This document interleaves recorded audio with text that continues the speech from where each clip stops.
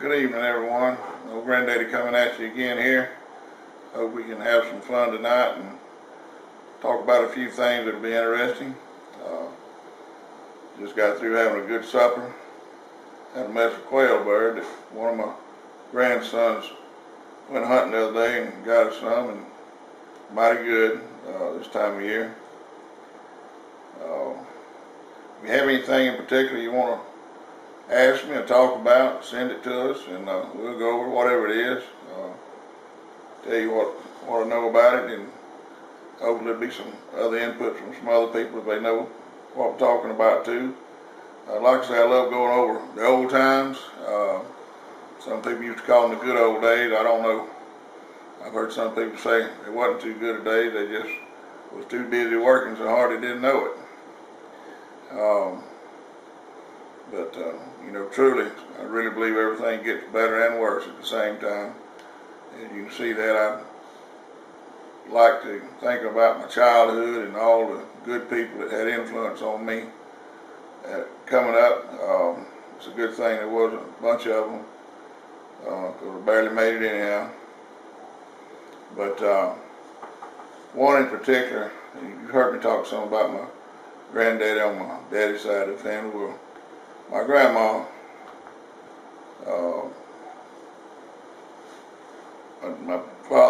my daddy's mom, she was, relatively aged woman by the time I knew her. My daddy was the youngest out of the children, and I was the oldest one of his, but she lived to be in her 90s. A mighty, mighty blessed woman. If there's ever been a saint on this earth, it was Grandma. Everybody in that part of the world knew who she was. One of those dear people that if she couldn't help you, she'd leave you alone. If she couldn't say something good about you, she just wouldn't say. Truly, truly an angel in disguise. Well, she wasn't in disguise. I mean, she really was something else and had a lot of influence. I know during a lot of hard times, had it been for Grandma, a lot of family members might not have made it. She always had a garden. Granddaddy died, I think, when I was like 9 years old, and Grandma kind of held everything together. And I don't know how old I must have been before I ever had a shirt that Grandma didn't make from a feed sack. I don't know how many of you out here ever had a shirt made out of a Jim Dandy layer crumble sack, but they used to have some mighty pretty designs on them. Back in the day, feed companies as well as some other companies used to make things that packaging material that people needed and wanted and could use. And one in particular was the Jim Dandy layer crumble bags. You could get layer crumbles in 100-pound bags, and my grandma with an old foot pedal sewing machine. There's no telling how many miles she had pedaled that machine sewing. She made all the grandchildren's shirts for the boys, all the dresses for the girls, made clothes. I remember one time, the thing back then was all the little boys was, everything was about the Cowboys, Roy Rogers, Gene Autry, and everybody wanted to be a cowboy. And then the cowboys all wore what we call dungarees. They call them jeans now, but back then it was dungarees. I know a lot of you older fellas remember dungarees, and they were very expensive back then. I remember sometimes Grandma would take 2 or 3 pair of those and make a pair out of them. But just nothing but just old, regular jean material. I guess some light type of canvas duck dyed blue. But all the rage there for a little while was these little denim jackets. They had a blanket lining in them. There were certain cereal companies, you could send off box tops with so much money. Get you a jacket, like some of the stars wore on TV, nothing but a denim jacket with a blanket lining. And I wanted one so bad till it made my teeth hurt. But of course, you know, we was in a big family. Daddy was doing good just to keep us all the things we had to have. And I had a coat, and I had what I had to have, but I sure did want me one of those jackets. And that year for Christmas, and I didn't know it, but she had worked on it a long, long time.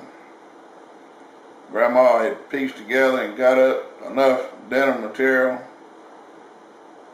and I mean with the snaps and the brass hooks and everything, just like it ought to be.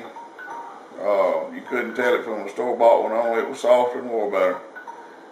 And she made me that jacket, had a red plaid blanket lining in it. And I was so proud of that thing. I wore it till the sleeves come up near about to my elbows for 2 or 3 years there, but mighty, mighty proud of it. And I'm sure she probably made some similar things for some of the other boys in the family and my cousins and whatnot. And like I said, I had 4 sisters, and she made dresses for them, not only for our family, but all the little girls in the families. Grandma made dresses. She made, of course, you know, she come through those times when a lady had to not only do everything as far as cooking and housework and just everything that come along, but they had to make the clothes as well as wash them. And never one time would you ever hear Grandma complain about anything. She just praised God for everything and tried to teach us to do the same thing. Wonderful, wonderful lady. Never will forget her. I used to get amused at her after I got grown. She had a driver's license on up until right on. I mean, she really didn't need to be driving no more. She didn't once she hit about, I guess, about 88. But she still had a good driver's license. But for many years, when she was in her 70s and early 80s, she'd drive her car. I remember she talking about going and getting the old ladies and carrying them to get the groceries on Thursdays and carrying this one to the doctor and that. And most of those women that she was hauling around to the doctor's offices and to the grocery store were younger than she was. But yet she was the one that was tending to them. And I used to like to go with her on occasion when I could, when Daddy didn't have me working somewhere after school. Of course, Grandma, she always had time for me. I lived right down the road from her. A lot of them said that she babied me and I was her favorite, and I reckon kind of I was, and I know she did give special attention to me, but I was around her a whole lot growing up. And I remember one of the things we used to do, she had a certain lady that was through a long process, was a little bit kin to us, through some marriages and whatnot. And she was right smart older than Grandma.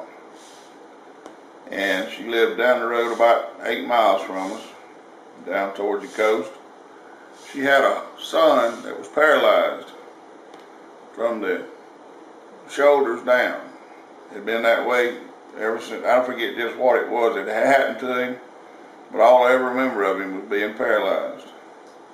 And I can remember that bed that he stayed in, and he worked on watches. You know, this was back before everybody had everything gave to them, and you had to figure out some way to make it, you know, get by in this old world. And he worked on watches and clocks, because his arms and his hands and his mind, his eyes, he was a good watchman, good clock man. And he did a lot of that. But his mama took care of him like a 2-day-old baby. Like I say, he was paralyzed from the shoulders down for I don't know how many years, a long time. And I remember my grandma used to go down there and get them they have some of them old 5-gallon jugs, glass jugs on a big iron frame. And I'd help her load them up and unload them. and we take them down to what they call the mineral springs. There was a certain kind of water there out of a certain spring, a natural spring, that he liked the water there, and he thought the water was good for him, and I'm sure it was.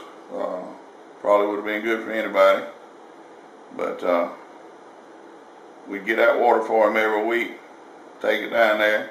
That was his drinking water. They had 2 jugs. Tried to keep one jug at least half full, and always had a full one sitting there for him.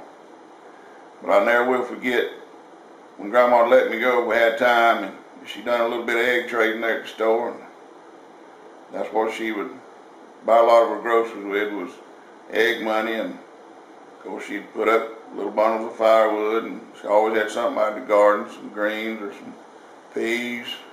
She and I used to garden a lot, and as I got a little older, we actually done some pretty good farming. But when I was a little bitty fella, she'd take me down there, and if she had enough change left, she'd get me a apple turnover for a nickel.